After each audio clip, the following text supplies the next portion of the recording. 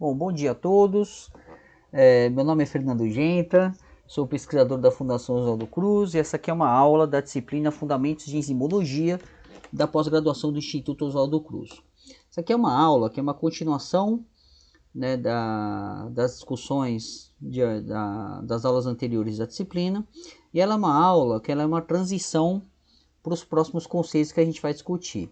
Nessa aula eu vou fazer uma revisão de alguns conceitos que são bastante importantes, né? São um pouco básicos, mas que eles são fundamentais para a gente entender os modelos de ação de enzimas que a gente vai discutir daqui em diante.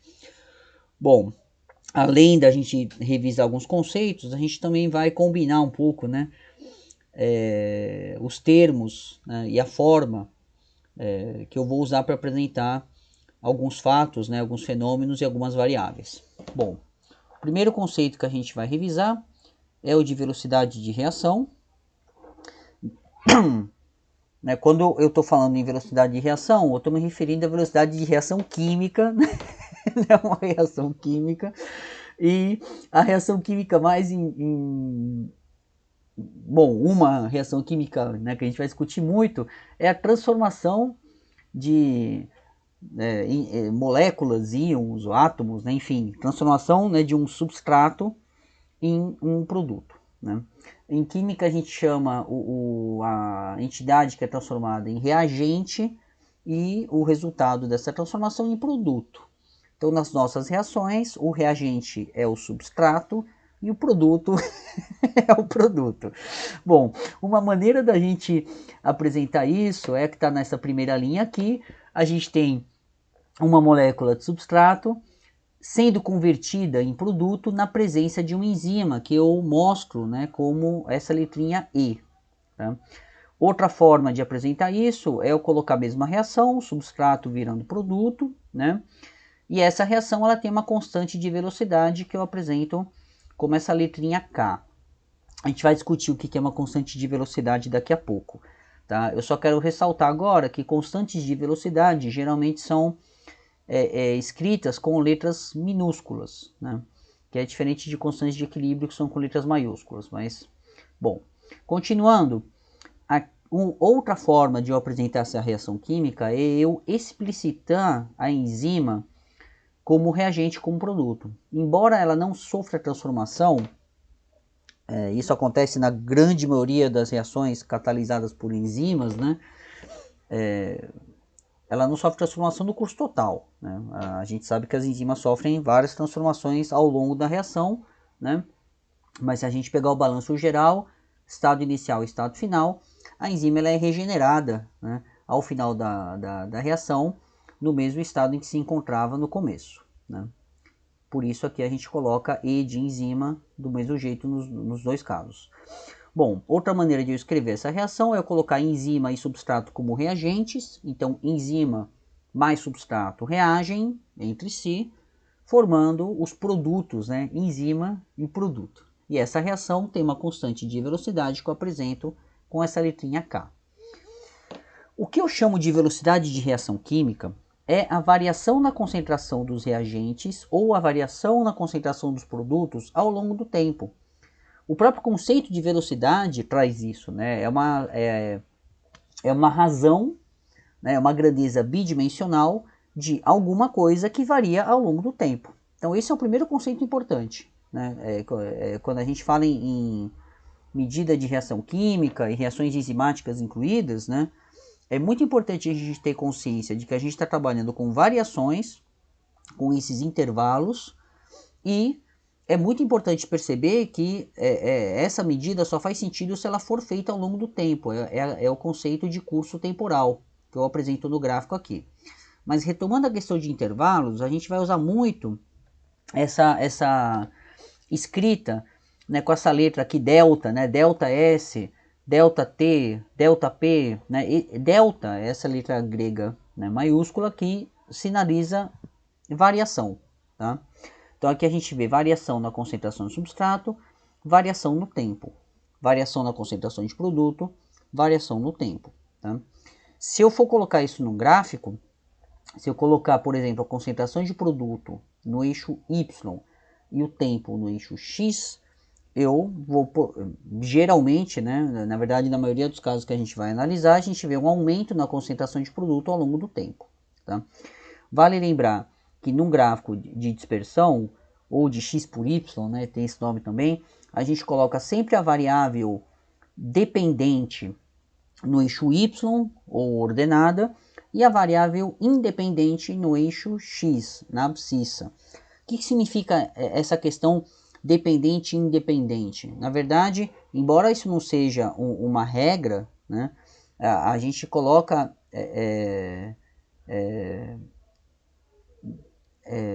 no eixo y, no eixo x, meio que pensando numa relação de lógica, ou relação de consequência, ou relação de causa e consequência, embora isso não seja uma prova, né, de causalidade. Precisa tomar muito cuidado com isso. Mas, de qualquer maneira, quando eu coloco a concentração de produto no eixo y e a concentração e o tempo no eixo x, isso significa que eu estou registrando nesse gráfico a variação do produto em função do tempo. Então, o produto está variando, né, de acordo com o tempo. Uma regra que a gente pode adotar é que, pelo menos na nossa disciplina, né, nos estudos de enzimologia, o tempo sempre é a variável independente. A gente acompanha as coisas ao longo do tempo, né, a gente não está vendo, né, alterações na natureza do tempo nessa disciplina, ok?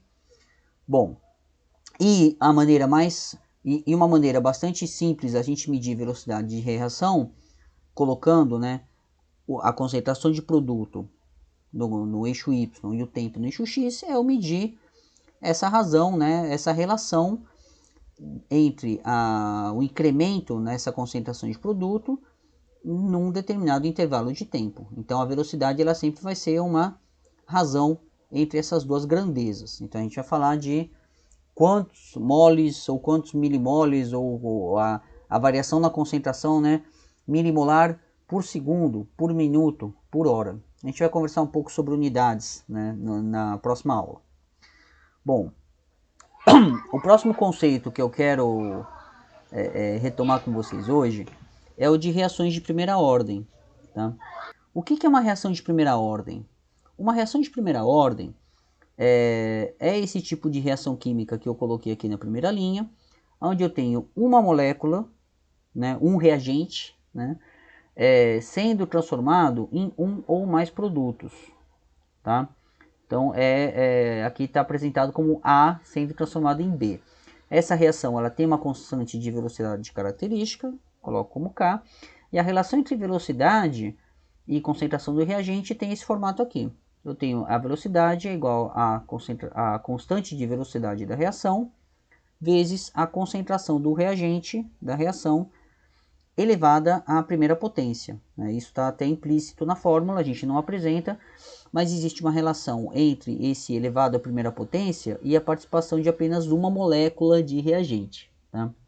Por isso, bom, isso tem a ver com relação com essa questão, com essa nomenclatura de primeira ordem. Tá?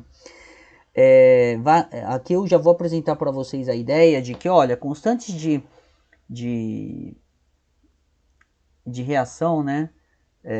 A gente chama, não, isso aqui é uma constante que ela é característica da reação, é uma propriedade intrínseca dessa reação química. É um artifício matemático, né? O que a gente, na verdade, experimentalmente o que se sabe é que a velocidade de uma reação química ela pode ser proporcional à concentração de reagente, e você transforma essa proporcionalidade numa igualdade, criando, né, uma constante, né, e dando um nome elegante para ela. Bom, uma maneira da gente analisar esse tipo de reação não é talvez a mais comum, mas é uma maneira que vai ser útil nessa disciplina. Olha, e aqui a gente precisa realmente, se vocês não estão familiarizados com esse tipo de abordagem, é muito importante que vocês relembrem os conceitos, né, de matemática básica, né, de gráfico, até de geometria, né, de álgebra, né, de equações, mas enfim.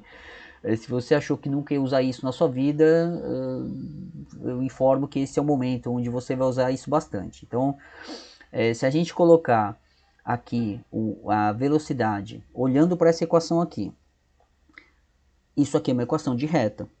Se eu colocar a velocidade no eixo y e a concentração de A, né, do meu reagente no eixo x, aqui eu tenho uma relação de reta, onde eu tenho que y é igual a uma constante vezes o x. Seria aquele famoso y igual a vezes x. E o que eu tenho, a relação entre V e A, colocando no gráfico, eu vou ter uma relação linear. Eu tenho uma reta. Tá? E lembrando da equação de reta, né, a inclinação dessa reta ou coeficiente angular, que é calculado fazendo esse ΔY por ΔX, né? Na verdade, a inclinação ao coeficiente angular é a taxa de incremento de y em função de x. Né? Nesse caso, nesse meu exemplo, essa inclinação é igual à constante de velocidade da reação, que é a constante aqui, né, que está multiplicando x na minha equação de reta. Tá? Então, outra maneira de olhar para esse gráfico, né, para esse tipo de relação, é eu pensar, olha, se eu tenho uma reação química que eu não conheço muito a respeito dela, se eu fizer esse experimento de medir a velocidade dessa reação em função da concentração de reagente e eu tiver uma reta, eu posso imaginar que essa é uma reação de primeira ordem e tem esse tipo de mecanismo aqui. Eu tenho apenas uma molécula desse reagente envolvida. Tá? Essa é uma maneira, né, de olhar para esse tipo de reação. Tem uma explicação teórica, né, por que isso acontece, mas isso foge um pouquinho do escopo da nossa disciplina. Tá? Bom, continuando, outra reação química que eu quero discutir com vocês são as reações de segunda ordem. Numa reação de segunda ordem, eu tenho duas moléculas de reagente reagindo entre si, formando uma molécula ou mais de produto. Na verdade, isso não vai ser relevante para o tipo de discussão que a gente vai fazer aqui, mas enfim, vamos trabalhar com esse formato. Essa reação química ela tem uma constante de velocidade, que eu apresento com,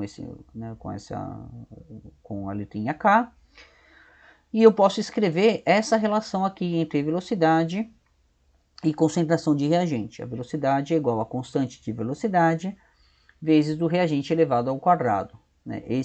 Essa potência 2 aqui, ela tem uma conexão clara com o número de moléculas de reagente envolvidas. Tá? Novamente, como eu falei, né, existe uma explicação teórica para isso, mas que foge um pouquinho, né, do nosso objetivo. Né? O meu objetivo aqui é meio que instrumentalizar a gente para as discussões que vêm a seguir.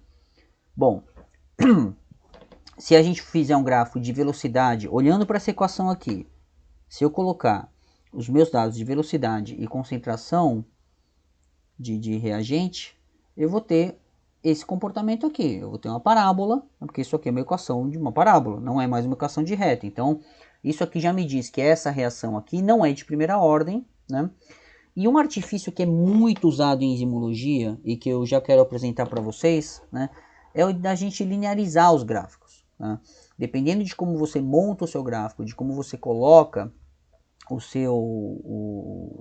seus dados, você pode transformar, né, as relações, né, curvas, né, em relações lineares. Tá? Só para resgatar, para não deixar passar isso também, que eu acho que na reação de primeira ordem eu não dei essa ênfase, mas aqui também, novamente, né, eu destaco a questão da variável independente e da variável dependente. O que eu estou tentando entender aqui nesse meu gráfico é como a velocidade está variando em função da concentração de reagente. Então, por isso, a minha concentração de reagente ela está no eixo X, aqui, e a minha velocidade está no eixo Y. Né? E aqui, no meu exemplo, o que eu fiz foi colocar a mesma velocidade no eixo Y e a concentração de reagente elevada ao quadrado no eixo X. Então, se eu estou trabalhando com uma reação de segunda ordem, onde eu tenho essa relação aqui, o que vai acontecer no meu gráfico de velocidade versus concentração de A elevado ao quadrado é um comportamento linear, uma relação linear entre esses dois parâmetros. E aí é importante destacar que isso aqui é uma operação matemática. Né? Na bancada, no laboratório, eu vou montar reações químicas colocando concentrações cada vez maiores de reagente e acompanhando, né, a taxa de transformação em produto, né?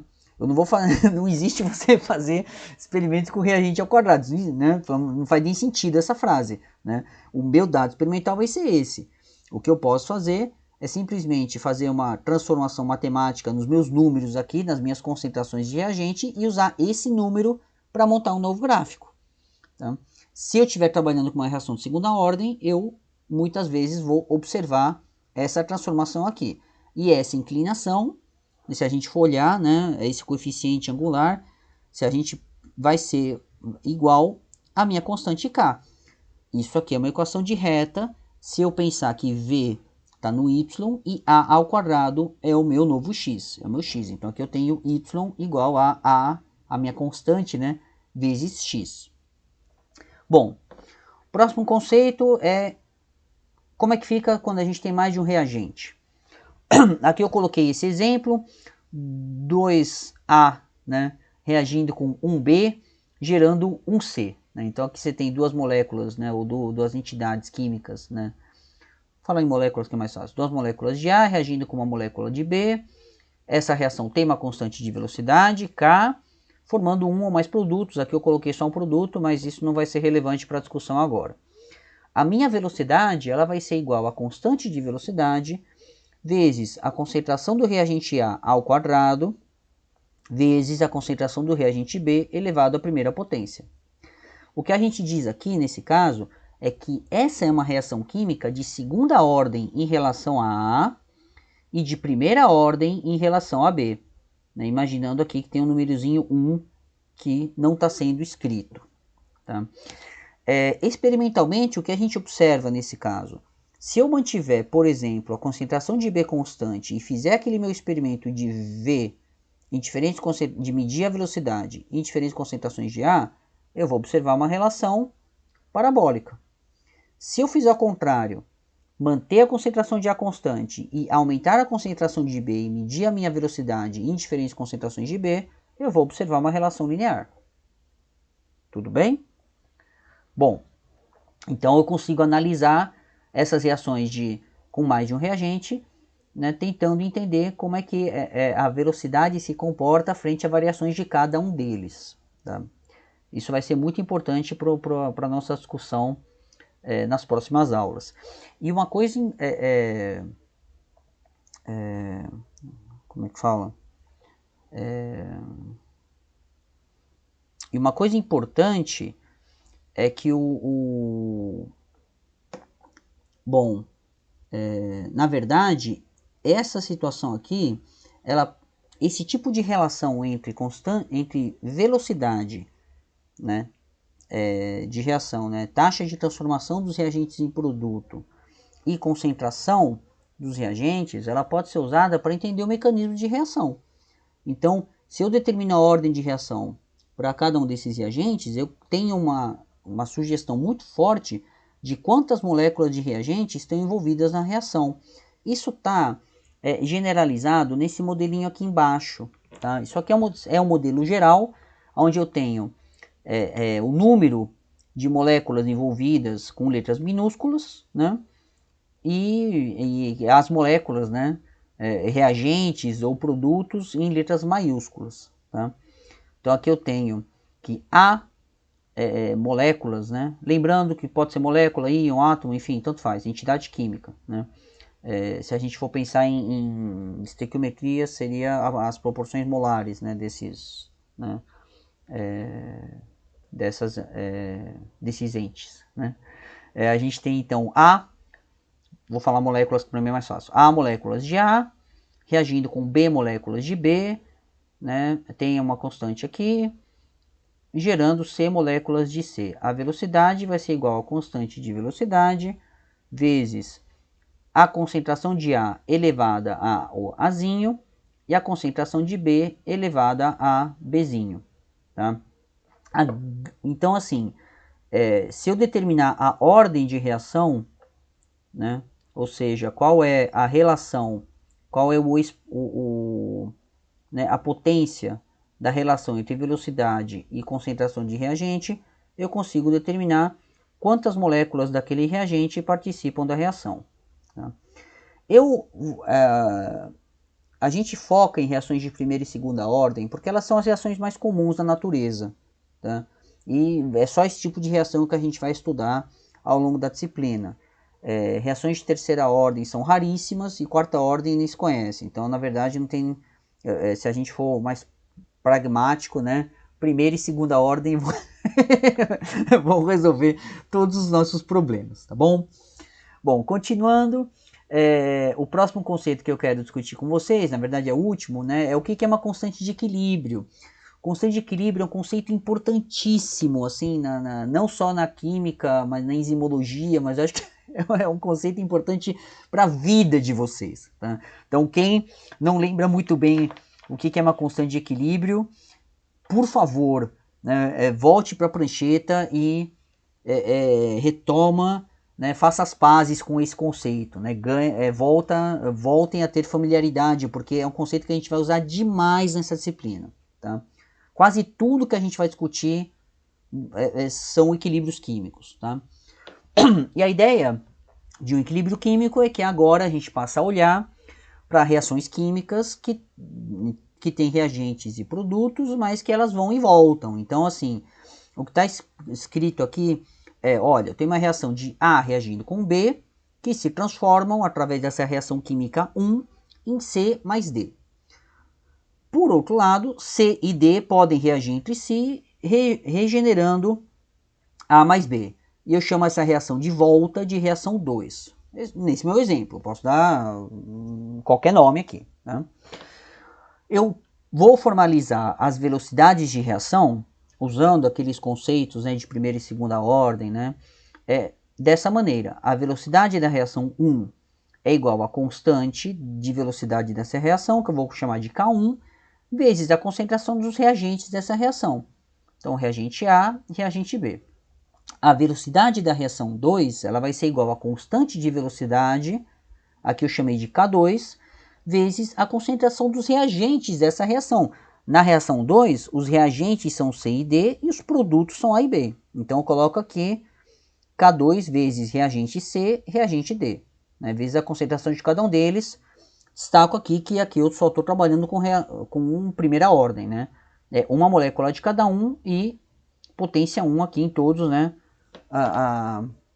os meus reagentes. Né? Bom, é possível acontecer uma situação, e na verdade, né, isso é bastante comum, né, onde eu tenho uma igualdade entre a velocidade 1 e a velocidade 2. Eu vou detalhar isso aqui matematicamente, mas antes disso é importante a gente perceber que, olha, se eu tenho a reação 1 e a reação 2 acontecendo na mesma velocidade, eu tenho uma impressão aparente de estabilidade. A concentração de A, de B, de C e de D não vão variar ao longo do tempo. Por quê? Porque eles estão sendo, pensa em A e B, por exemplo, eles estão sendo destruídos pela reação 1 e recuperados na reação 2 na mesma velocidade. Então, se eu produzo e destruo A na mesma velocidade, eu tenho a impressão aparente de que isso aqui não está variando ao longo do tempo. Mas isso não significa que as reações não estejam acontecendo. Isso é extremamente comum em sistemas químicos e em sistemas biológicos. Tá? Mas não confundir, e aqui vale destacar outra maneira de falar o que eu disse, é que assim, é muito comum, a gente vai trabalhar com uma grande quantidade, especialmente em bioquímica e metabolismo, de reações que são reversíveis, onde você tem, né, a reação de ida e a reação de volta. Mas é importante não confundir um sistema que está em equilíbrio com que dá essa aparência de estabilidade, né, de ausência de transformação ao longo do tempo, com o que a gente observa em sistemas biológicos, que é a homeostase, que é aquela você vê a concentração de um metabólito numa célula, num organismo constante ao longo do tempo, porque as taxas de transformação e de destruição são as mesmas ao longo do tempo. A gente discutiu isso um pouco quando a gente falou de na aula de regulação de enzimas, né? Acho que é 2 ou 3 aulas atrás, mas isso não é a mesma coisa que equilíbrio químico. Tem que tomar muito cuidado, porque embora sistemas biológicos eles estejam em homeostase, ou seja, eles estão, você tem aquela concentração mantida constante, isso não é a mesma coisa que equilíbrio químico, tá? Embora a gente possa falar, né, que existe um equilíbrio, né, entre reações de ida e de volta num determinado sistema. Tem que tomar muito cuidado mesmo, tá? Bom, nesse meu sistema aqui, que ele é bem mais simples do que uma via metabólica, né? A gente está falando só de uma reação. Se eu pensar que a velocidade 1 é igual à velocidade 2, então V1 é igual a V2, eu posso substituir V1 por essa expressão aqui e V2 por essa expressão aqui. Aí o que vai acontecer, então, é que eu tenho aqui a expressão de V1 igual à expressão de V2, né? Então K1 vezes A vezes B igual a K2 vezes C vezes D. E o que eu posso fazer é rearranjar essa minha equação. Eu posso passar o K2 dividindo para esse lado aqui e o A e o B dividindo para esse lado aqui. Aí eu vou ter K1 sobre K2 é igual a C vezes D dividido por A vezes B. E essa relação entre constantes de velocidade, que nesse caso é igual, né, a razão entre concentrações, né, dessas espécies aqui, eu chamo de constante de equilíbrio. Então, uma coisa que sempre vai acontecer, se eu desenho o meu equilíbrio químico dessa maneira, colocando esses caras na esquerda como reagentes e esses caras como produto, né, do meu equilíbrio, pensando assim, a minha constante de equilíbrio sempre vai ser a razão entre as concentrações dos produtos dividido pela concentração dos reagentes. Tá? E essa razão entre isso da concentração de produtos e reagentes no equilíbrio, ela é uma constante que vai ser característica relacionada ao balanço, né, das constantes de velocidade, né, da rapidez com a qual essas reações acontecem em função da concentração dos reagentes, né, que são características daquela reação, é uma propriedade intrínseca dessas moléculas aqui, de como elas reagem entre si. Isso está aqui como K1 sobre K2. Então, K1 e K2 são constantes. Isso quer dizer que a relação entre C e D, A e B no equilíbrio, sempre será a mesma. Tá? Então, a constante de equilíbrio é uma característica intrínseca de um sistema de reações químicas reversíveis. Tá? Eu vou apresentar para vocês, e na verdade isso tem uma lógica subjacente muito forte, né? Mas às vezes é um pouco difícil a gente se familiarizar com esse conceito. Eu vou apresentar para vocês 2 exemplos. O primeiro exemplo, eu vou simplificar um pouco o nosso sistema para ficar mais claro. Vou pensar num equilíbrio químico bem simplesinho. A, né, molécula A se transformando em B e B se transformando em A. Então aqui eu tenho reação 1 de ida, reação 2 de volta. No meu caso, quando a velocidade 1 foi igual à velocidade 2, esse sistema está em equilíbrio, porque A está sendo destruído e produzido na mesma velocidade. Aí eu vou ter que K1, constante de velocidade da reação 1, vezes o reagente dessa reação, velocidade da reação 1, é igual à velocidade da reação 2, a constante da velocidade vezes o reagente dessa reação. Então, K1 vezes A é igual a K2 vezes B. Minha constante de equilíbrio vai ser, eu posso arranjar essa equação passando K2 para cá, K1 sobre K2, e passando A para cá, eu vou ter B sobre A. Então, eu tenho aquela situação, constante de equilíbrio é igual à concentração do produto sobre a concentração do reagente, né, de acordo com a minha escrita aqui do meu sistema. Tá? Então, vou trabalhar com esse modelinho aqui dos nossos exemplos. Primeiro exemplo, vamos imaginar, então aqui eu só estou recapitulando as minhas fórmulas, o meu sisteminha. Vamos imaginar uma situação na qual K1 é igual a K2, ou seja, essa reação 1 e essa reação 2 têm a mesma constante de velocidade. É intuitivo imaginar que se A e B estiverem na mesma concentração, como as reações aqui de ida e de volta acontecem na mesma velocidade, eu vou estar em equilíbrio. A concentração de A e a concentração de B não vão variar ao longo do tempo. Tá? eu posso também escrever, olha, minha constante de equilíbrio, que vai ser K1 sobre K2, no final, né, se K1 é igual a K2, isso vai ser igual a 1. Isso quer dizer, a concentração do meu produto sobre a concentração do meu reagente vai ser igual a 1. Isso significa que a concentração de B vai ser igual à concentração de A. É exatamente a mesma coisa que eu acabei de falar aqui, né? Se A e B forem iguais, nesse meu sistema onde K1 é igual a K2, eu tenho uma situação de equilíbrio químico. Eu não tenho variação da concentração de A e da concentração de B ao longo do tempo. Se eu imaginar uma situação hipotética, vou imaginar que eu começo a minha reação, né, nesse gráfico aqui, só com o reagente A. Né? Então, no meu começo do meu experimento, eu só tenho a A e a minha concentração de B é igual a zero. O que vai acontecer é que A começa a se transformar em B, então eu começo a ter o acúmulo de B e a diminuição da concentração de A. E o que vai acontecer?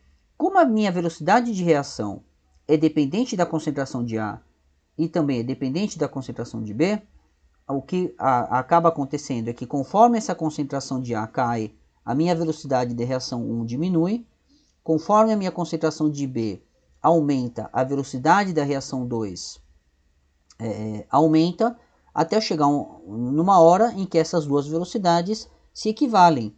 E aí eu passo a ter, né, concentrações de A e uma concentração de B que não variam ao longo do tempo, né, nesse sistema de igualdade, tá? Nessa condição de igualdade. Tá? Então, o que está acontecendo aqui é, se a gente for pensar, né, bom, mas aqui precisa tomar cuidado com a questão das velocidades, né, porque aqui o que a gente acaba vendo é a taxa líquida de transformação. A gente vai discutir isso em mais detalhe numa aula seguinte, tá? Mas por enquanto eu só quero ilustrar essa questão do equilíbrio. Um outro exemplo é o mesmo exemplo, mas vamos imaginar então que dessa vez K1, né, é igual a 2K2, ou seja, essa constante de velocidade aqui ela é o dobro dessa constante aqui.